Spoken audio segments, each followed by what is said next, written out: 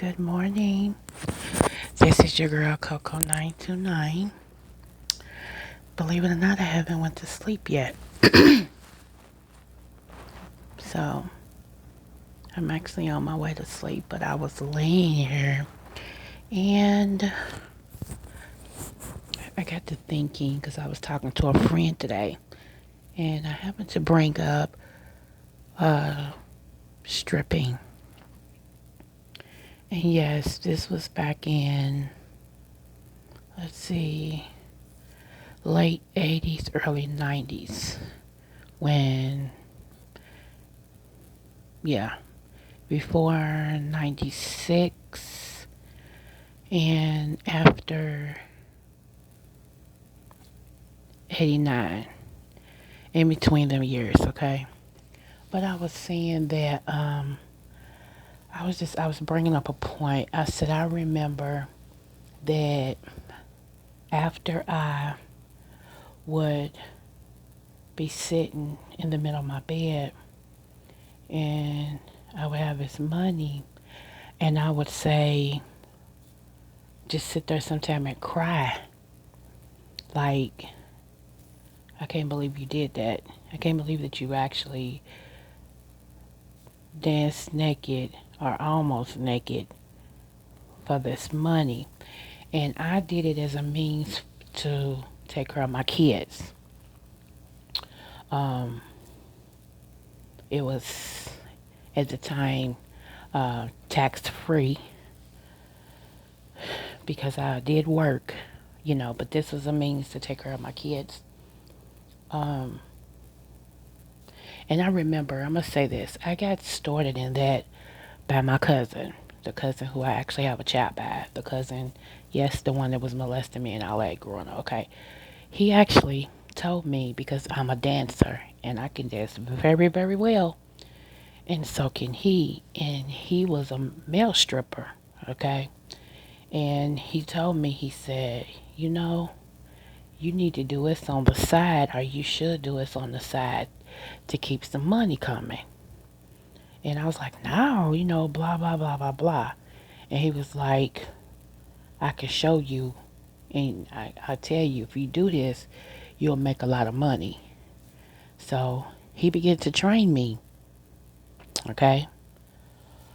So when the first person, which was this truck driver who used to go in and out of town, uh, he would come in town like maybe twice a month. If he saw me out in the club, you know, he would let me know he was in town and he would ask me, if he could make an appointment. And, you know, we had pages back then. So I told him, I'll take your number, I paid you, blah, blah, blah. Okay? Try not to sound like, the blah, blah, blah man. So anyway, that was my first, no, that was my second customer. My actual first customer was my boss. So I got good at it. But let me tell y'all something. If y'all think these strippers enjoy going up there every night, doing all that they do now, giving the house 10% of what they make, letting these men rub dollars in between their butts and all this and stuff. If y'all really think they enjoy that, something's wrong with you. Now I'm gonna say out of maybe 100%, I'm gonna say about 80 don't enjoy it. Some of the other ones that do enjoy it is because they have closed their hearts and mind off to feeling and seeing what they're truly doing. So they in it for the money and they don't care. But for the most people that do it, that's not anything they want to do. They have found themselves in a position where this is their only outlet, you know? And let me tell you something. People judge people like that very harshly. But y'all can't beat us up more than we have beat ourselves up. And I'm speaking as an ex dancer. And I remember I would sit on my bed sometime and I'm like, I can't believe I did this. And one of my main things was I remember that during slavery time, I think her name was Sarah. Sarah was a black woman who had this enormous big butt. And the white men, slave owners and stuff, used to parade her around naked. Okay? They used to also touch her butt to see if it was real. They would let people come and touch, like she was a science object, an animal or something in the zoo. And they would exploit her, you know. And I always kept that story in my mind. And so sometime when I would finish and I'd be by myself, and all this stuff, and my babies be asleep, and I would think, dang, dang, you just dishonored your people again by doing this. So, and I would cry, you know. So, a lot of times we judge people because they sin is not our sin. They sin differently than us. So, it's easy for us to point the finger at their sin, because it's not yours. But we have to remember when you point one finger, there's three pointing back at you, you know. So, I'm sorry, y'all. When I find myself forgetting that my stuff don't stink, I get to thinking back where God has brought me from. And had God not brought me out of that, there's no telling where I would have been at this point. And the fact that I was able to do all of this for my kids and to help take care of my kids. And they never knew until they got grown enough to read my books. And you talking about shocked, you know. Um, it, like I said, outside of robbing or killing somebody, I would never do that for no money. But this right here, I was the master of my own domain, meaning that I was my own money taker. No house got my money except my house. I couldn't see myself going in a building and doing this for somebody, and I'm doing all the work, but they taking part of my money. Where does that make sense? No, I was already doing that with a day job. So, but just don't be too hard on people that sin is different than yours. Okay? Uh, because we all sin and fall short of the glory of God. And I know some people hate when I talk about God on my channel. You can always exit stage gone. That's all I can say. But I sit back and I thank God that I'm here to tell the story of when I was there. You understand what I'm saying? Like, I'm here now because I used that as a stepping stone to get where I'm at. Now I'm sitting pretty with a PhD and other degrees, you know. So, you know, that afforded me to meet billionaires, you know. That afforded me to be considered one of the top women of the country, future leaders of the country as a woman, African American woman. That afforded me to bring in other people to hear me and to understand my story. That afforded me to write 2 books about my life, working on my third. So, I mean, it's a whole lot of things that right there afforded me to do that now I'm not a part of that. But I can honestly say, had I not went through that, I wouldn't be here. Had I not conquered that, I couldn't be sitting here. See? So, the Bible also says, do not despise your small beginnings. So, however I had to start, look at me now, you know. And like I said, I don't regret anything because my misery at that time has become my ministry. Okay? So, you may say, ooh, can't believe she did all that. And, yeah, yeah. I tell my business and my story because I know where God brought me from. Okay? So, if God knew, there's too many people, just one person too many. So, I don't care if you know. I just don't. I've been over public opinion a long time ago. Trust me, nobody crucifies you worse than your family. So, I got my battle scars and my trophies and everything going through life with the people that carry my same blood. So there's nothing the outsider can say to me that hasn't already been said.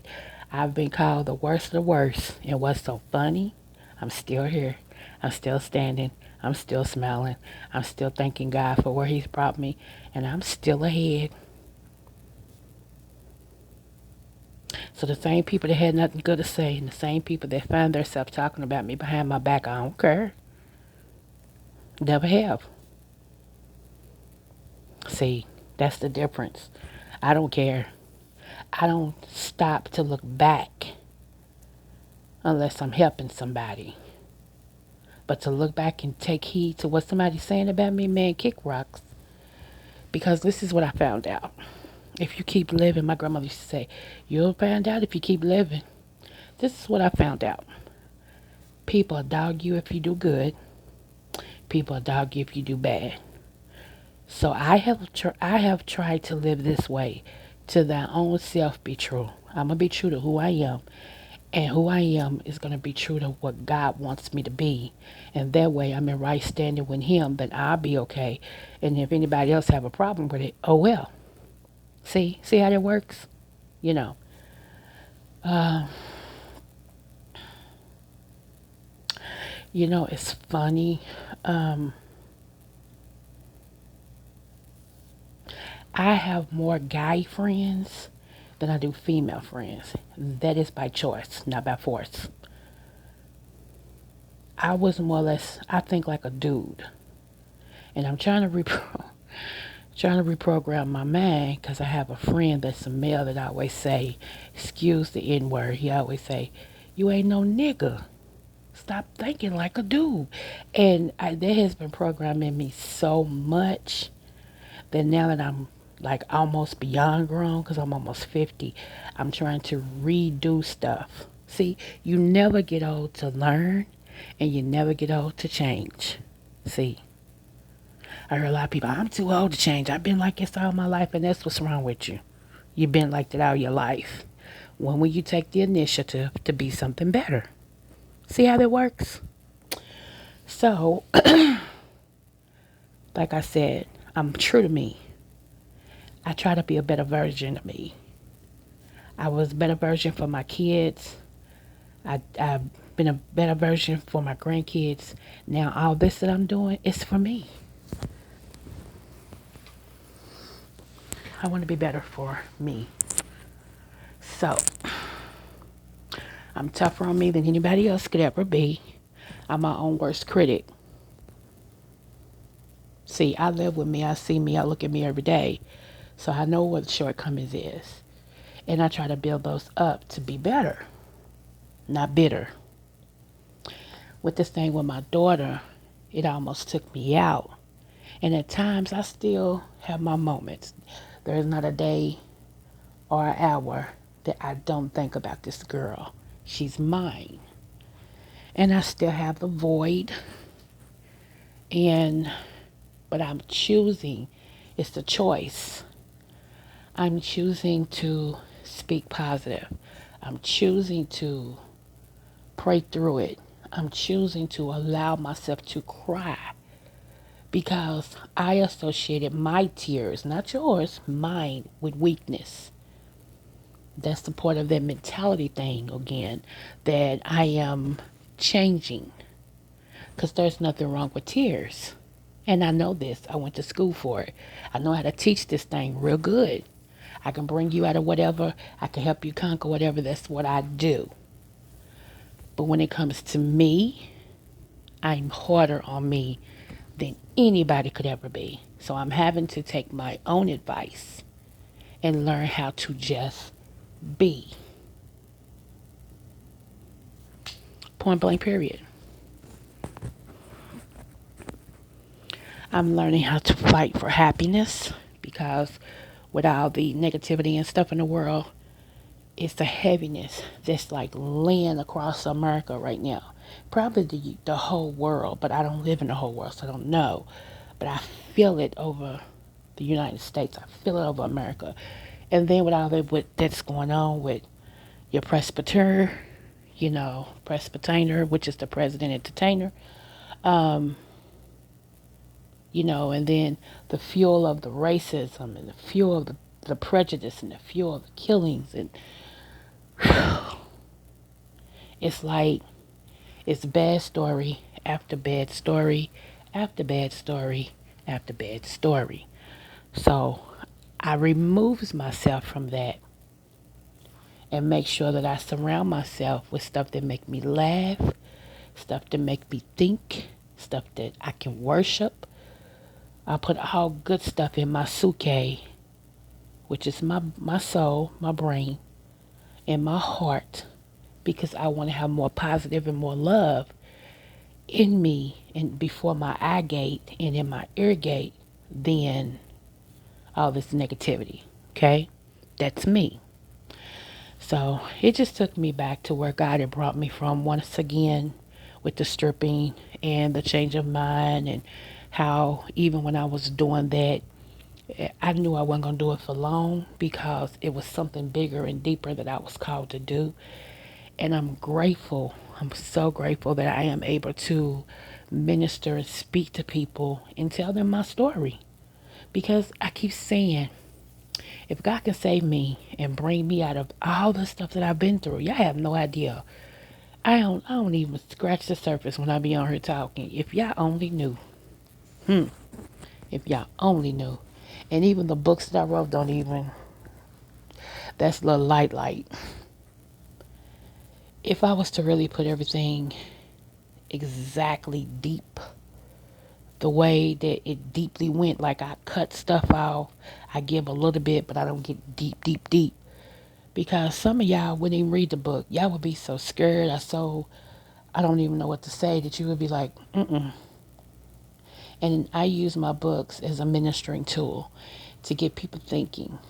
Because what you see before you, some people think I just became like this. Like I'm just, I was just this. No, there's a backstory of my life that was not so pretty. Not at all. But God took me from the projects, the pit, to the promise. And I'm on my way to the palace. Okay? I'm going to say that again. He took me from the project, from the pit, to the promise, and I'm on my way to the palace. So there's a transitioning going on, and I'm excited to be in the transition. I choose to focus on the positive stuff that's going on and not the negative, unsure stuff, because either way, I can't change it. And I can become bitter and angry and all of that, but then I miss it. I missed the opportunity to actually minister. I missed the opportunity to show people how good God is, how good He has been. I missed the opportunity to just be a friend, a sister, a niece, a co-worker. I will miss those opportunities. And somebody needs to hear my voice. Somebody needs to hear my story. Somebody needs to understand that even in your worst days, God is there. Again, this may not be for you. And if it's not, no hard feelings. None whatsoever. Exit stage gone. But let me tell you something.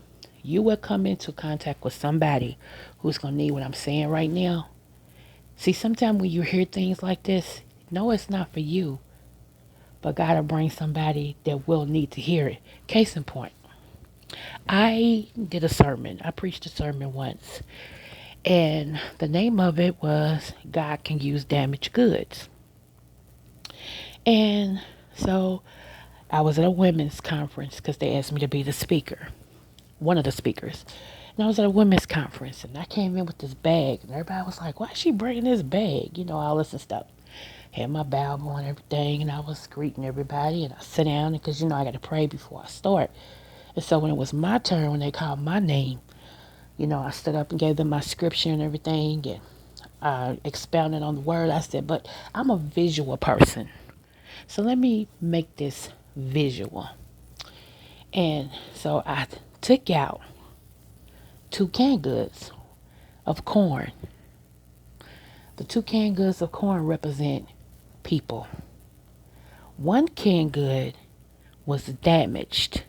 It was beaten, it had been dropped, had dents. The other one was shiny. Brand new label, fresh. You can just look at it and say, ooh, that's a new can. Ooh, that one been on the shelf for a little minute. Okay? And my point was, I said, what's the difference in these cans? I said, I just want you to look at them. The difference is obvious. And they was like, yeah, one's beat up and damaged and the other one's not.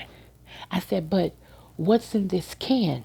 Is it any less valuable than what's in this can? They both are corn. They're both a whole kernel corn. They're both made by the same company. And if I open the lid and you look inside, it's the same thing. So what makes this one that's pretty more valuable than the one that's dented? And somebody said, well, cause the one that's dented is damaged, so you get a discount on that and the other one's not. I said, yeah, you're right. But look at it. It's the same exact thing on the inside. So in other words, when you get a pot and you take what's damaged, what's in the damaged can, and you pour that in the pot, and you take what's in the new can and you pour that in the pot, and then you mix it up, can you pick out which corn came from the damaged can and what corn came from the new one? See what I'm saying? Do y'all get what I just said? God can still use you no matter how you are, because what's on the inside of you is what he uses, not how your outside look. You may have scars on the outside. You may be bigger than somebody else. You may be smaller than somebody else. You may have less hair. You may have acne. You may, whatever the case may be, it's what you do on the inside, what you have on the inside of you that God uses, that God looks at. Because the only thing that's different from you, from me, is our outside appearance.